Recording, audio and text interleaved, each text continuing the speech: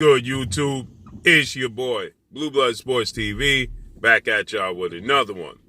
So we have some very interesting news, as it looks like the plan is for undefeated two-division world champion, who currently is the WBO World Boxing Organization reigning middleweight world champion, superstar boxer Demetrius Boo Boo Andrade, who is 31 wins, no losses, no draws, 19 wins by way of knockout, 33 years of age, 6 foot tall with a 73.5-inch arm reach. He's going to move up to super middleweight, okay? Demetrius Andrade, he holds the WBO belt, and the WBO, and the manner they operate is if you hold their title and you move up to the next weight class, the weight class above you, they will make you the mandatory challenger, or at least put you in position to fight the mandatory challenger to get an opportunity to fight for the world title, if not directly put you in position to fight for the world title, okay? We saw this with Terrence Crawford. We saw this with Shakur Stevenson when they moved up. So we even saw this with Demetrius Andrade when he moved up from 154 to 160, okay? So this is in the manner, when he moved up from 54 to 160, he was able to challenge the 160-pound middleweight champion, Billy Joe Saunders, for his title. Obviously, Billy Joe Saunders, he tested positive for a banned substance, which saw Billy Joe Saunders removed from the fight, and Demetrius Andrade have to fight a replacement opponent in his hometown of Boston, Massachusetts. With that said, the plan is for him to go up, Demetrius Andrade, and he's going to fight the undefeated Parker.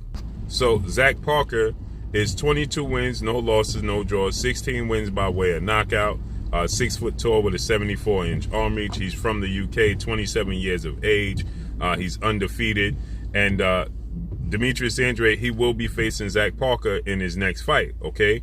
And now, obviously, the plan is, should Demetrius Andrade get past Zach Parker in his next fight, Demetrius Andrade is then going to look the face off against undefeated two-time WBC super middleweight world champion, Mexican superstar boxer, David Benavidez. David Benavidez, 25 wins, no losses, no draws, 22 big wins by way of knockout, 25 years of age, 6'1" with a 75-inch arm reach, okay? We last saw David Benavidez in the ring November of 2021 when he defeated Kyron Davis via TKO victory. Now, with that said, David Benavidez is going to face off against David Lemieux in his next fight, for WBC vacancy title, okay?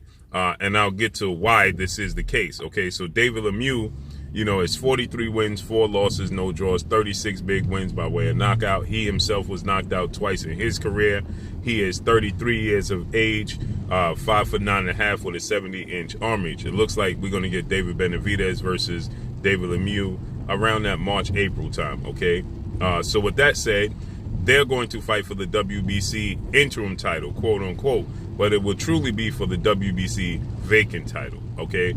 Here's why. And it'll be Demetrius Andrade versus Zach Parker for the vacant WBO title, okay? And then the winner will face each other in essentially a unification bout, an interim unification bout, and hopes to be the mandatory challenger for 4-division world champion Mexican superstar boxer, who is currently the undisputed super middleweight world champion and considered the face of the sport of boxing, the cash cow in the sport of boxing, that being none other than Saul Canelo Alvarez. Canelo Alvarez is 57 wins, 1 loss, 2 draws, 39 big wins by way of knockout, 31 years of age, 5'8" with a 70-inch arm reach, okay? Canelo Alvarez was last seen in the ring November 5th when he defeated former IBF super middleweight world champion superstar boxer Caleb Sweehan Plant in a massive undisputed showdown on Showtime pay-per-view. With that said, Canelo Alvarez is slated to go into a massive showdown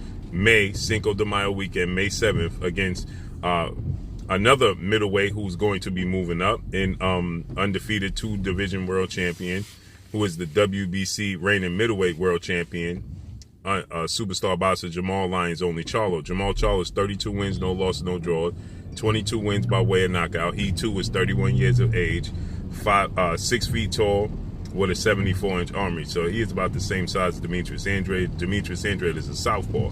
So with that said, they're looking to stage Canelo Alvarez versus Jamal Charlo This is long awaited, as well as Demetrius Andrade versus Canelo Alvarez.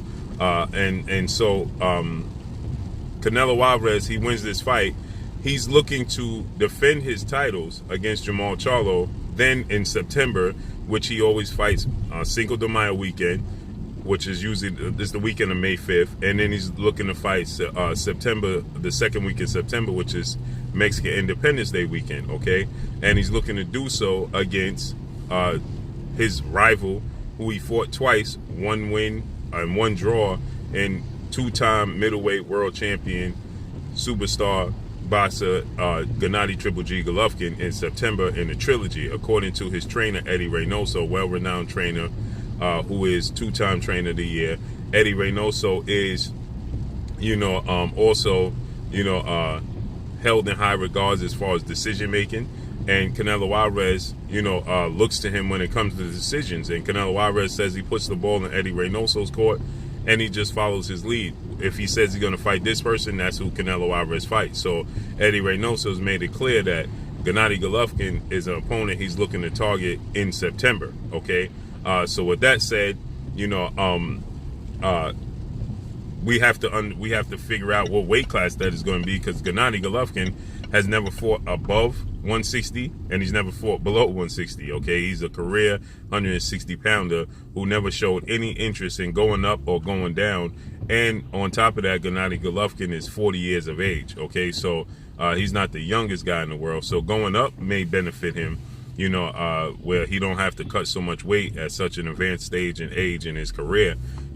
So that may be, a good possibility. But, we have to see where's that going to take place. Now, this all hinges, obviously, if Canelo Alvarez beats Jermall Charlo. Now, if Canelo Alvarez loses to Jermall Charlo, clearly there'll be a rematch clause, so they'll fight twice. So if they fought twice, that means that Demetrius Andrade, David Benavidez makes sense anyway, okay, once it gets to that point, because they'll be on the shelf. So they need to have big fights to present, their resume to the winner of Canelo Alvarez, Jermall Charlo, and to be able to, face off, put themselves in mandatory position to face the winner as well, because they will be the mandatory for the WBC and the WBO. So it would give them, obviously, precedence over anybody else vying to fight the winner of that fight.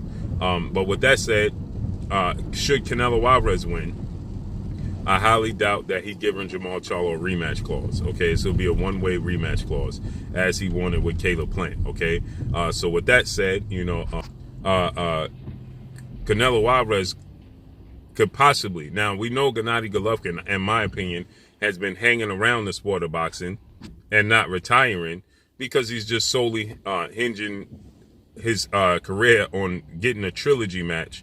I believe he's unsettled with the results with his 2 fights with Canelo Alvarez, and he's looking to get that trilogy match with Canelo Alvarez. Okay. And so I believe that that's the only reason why you have Gennady Golovkin still participating in the sport of boxing, because Gennady Golovkin is not very active. He's not looking to fight the best. The only guy he's looking to fight is Canelo Alvarez. 41 wins, 1 loss, 1 draw, 36 wins by way of knockout, 5'10.5" with a 70-inch arm reach. Okay, so he's 1.5 inches taller than Canelo Alvarez. Same arm reach. Okay, so with that said, Gennady Golovkin is hanging around the sport of boxing solely to be able to get a trilogy match. The last time he fought was against his IBF mandatory, Kamil Zermada. That was back in December of 2020. We are in 2022, and he was supposed to fight Murata, but that didn't come to fruition in unification bout. Murata holds the WBA.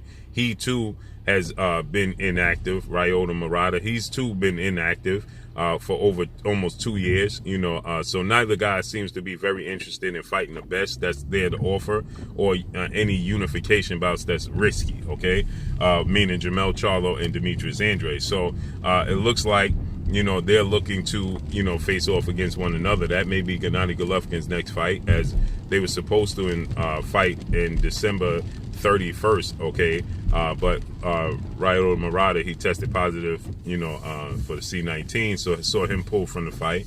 And so with that said, it looks like they're going to reschedule that fight and have that fight in unification bout. Then Canelo Alvarez after his fight with Jermall Charlo will be available, okay? So, but I believe that if Gennady Golovkin fight doesn't present itself, Canelo Alvarez has expressed he doesn't have much interest in facing off against Gennady Golovkin in the trilogy. He feels like that chapter of his career is closed and behind him, and he hasn't shown much interest in fighting, against, Triple G in a trilogy match. So I don't know how much interest he'll show in it, but again, he did say he goes in a direction that's pointed by Eddie Reynoso, his well-renowned longtime trainer. Okay, so he follows his lead. So what Eddie Reynoso suggests is where Canelo Alvarez takes his career. And so with that said, if he doesn't, Canelo Alvarez is going to go up to light heavyweight. There's a deal on the table for Canelo Alvarez to go to light heavyweight right now as it stands to face off against WBA light heavyweight world champion, undefeated star boxer Demetrius Bivol. Okay, Dimitri Bivol. There's a 2-fight deal to fight Dimitri Bivol and then fight Triple G on the back end. Okay, Canelo Alvarez, he already went up to light heavyweight and became a champion when he beat Sergey Crusher Kovalev for his WBO title. Dimitri Bivol's 19 wins, no loss and no draws, 11 wins by way of knockout. He's 31 years of age, 6 foot tall with a 72-inch arm reach himself. So they have a 2-fight deal planned on the table to fight Dimitri Bivol, but it looks like the money is better for Canelo Alvarez to face off against Jermall Charlo in a one-off. Okay, he's going to face Jermall Charlo, looks like, for $50 million in a 1-fight deal, but he'll fight against Dimitri Bivol. It would be a 2-fight deal because obviously Dimitri Bivol wants a rematch clause, and then Triple G, so it'll be a 3-fight. So he's going to stand to make off better to face off against if he faces off against Jermall Charlo in a one-off for $50 million, okay, or 45, whatever, massive amount of money, and then face off against Dimitri Bivol or whomever, Triple G next. Okay, so and he could make himself, that being Canelo, the mandatory challenger for the WBO light heavyweight champion in Joe Smith Jr., who looks like he could be going into a massive unification bout to shorten the route to become undisputed for Canelo Alvarez, as there's talks that we could get Joe Smith Jr., who's the WBO light heavyweight world champion, right? That's Joe Smith Jr. is the WBO light heavyweight world champion. He just recently fought, against undefeated unified WBC IBF light heavyweight world champion star boxer in Artur Beterbiev. Okay, so it looks like they're in talks. Joe Smith Jr., they're about $300,000 off from what Joe Smith Jr. want. They offered Joe Smith Jr. $1.7 million. He wants $2 million to fight against Artur Beterbiev in a massive 3-belt unification showdown. Okay, Joe Smith Jr. is 28 wins, 3 losses, no draws, 22 wins by way of knockout. He himself was knocked out one time in his career. 32 years of age, 6 foot tall with a 76-inch arm reach. Okay, he's coming off of a stoppage victory over Steve Gafford that took place January this year, January 15th, actually, of this year, a stoppage victory for him. Okay, so it would be huge for Joe Smith Jr. to face off against Artur Beterbiev. Okay, Artur Beterbiev is undefeated, and Artur Beterbiev is getting older. Okay, time is not on his side. Okay, Artur Beterbiev is 37 years of age, 17 wins, no losses, no draws, 17 wins by way of knockout. He's knocked out every opponent he's ever faced. Okay, and he's 37 years of age, 5'11" and a half with a 74-inch arm reach, 73 and a half, 74-inch arm reach. So this is huge for Artur Beterbiev, but again, it shortens the route for Canelo Alvarez and it gives him options. Okay, meaning that why is this important to what I'm talking about is because Canelo Alvarez, if the winner Joe Smith Jr., Artur Beterbiev, Canelo Alvarez could become the mandatory for them. Okay, which means he's the WBO champion right now, super middleweight at 168. So he can petition the WBO, who will gladly oblige him to face the winner of Joe Smith Jr., Artur Beterbiev, next, which would put him in position to once again, in under a calendar year, become undisputed, because now he's shortened the distance at light heavyweight. He fights the winner of that fight, and he beats the winner of that fight, he now holds 3 belts in the Ring Magazine title at light heavyweight, and the Dimitri Bivol fight is back on the table again. Now all he has to do is has 2 fights, and he's undisputed at light heavyweight, and he's become undisputed in 2 separate divisions, 2 separate weight classes.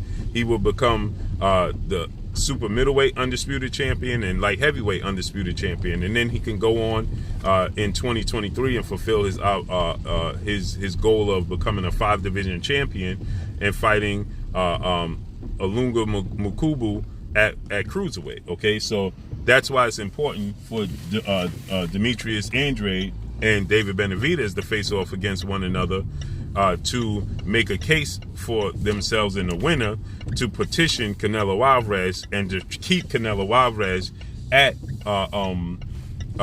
super middleweight. But again, if Canelo Alvarez vacates, the winner of Demetrius Andrade, David Benavidez, now becomes the unified champion, right? Now he vacates the belt, they'll officially become the unified champion, WBC, WBO belt holder at super middleweight. And then they could go on to face a Jamal Charlo or Caleb Plant, and there's still big fights at 168. Possibly David Morrell, fights like that. They will present themselves at 168. So it makes sense for Demetrius Andrade and David Benavidez to face off next after their respective upcoming fights that I highly expect both guys to win.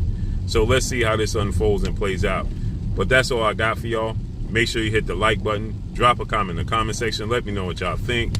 Y'all already know what it is. It's your boy Blue Blood Sports TV.